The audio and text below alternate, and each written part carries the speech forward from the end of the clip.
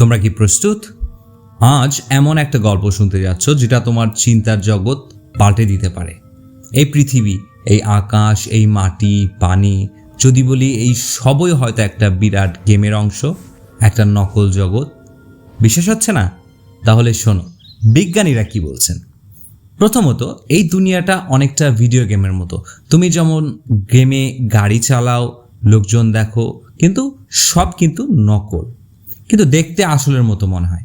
বিজ্ঞানীরা বলছেন আমাদের পৃথিবীও হয়তো এমনই, কেউ বড় একটি কম্পিউটারের গেমের মতো এটিকে চালাচ্ছে। অবাক লাগছে? দ্বিতীয়ত, তুমি যখন স্বপ্ন দেখো তখন কি মনে হয় যে তুমি স্বপ্নে আছো?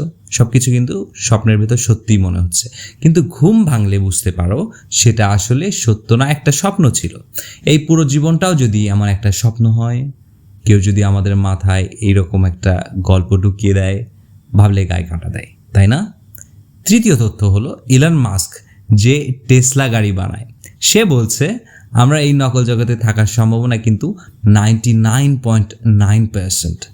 কারণ আমরা যেমন গেম বানাই তেমনি কোনো সুপার স্মার্ট কেউ হয়তো আমাদের মতো পুরো দুনিয়া বানিয়ে রেখেছে। আর গুগলের একটা কম্পিউটার আছে যেটা 10,000 বছরের কাজ 200 সেকেন্ডে করে ফেলছে। এমন শক্তি থাকলে তো জগৎ বানানো কোনো ব্যাপারই না। এখন একটু ভেবে দেখো, তুমি যে চা খাচ্ছ, রাস্তায় হাঁটছো, সব কি শুধুই একটা বড় গল্পের অংশ?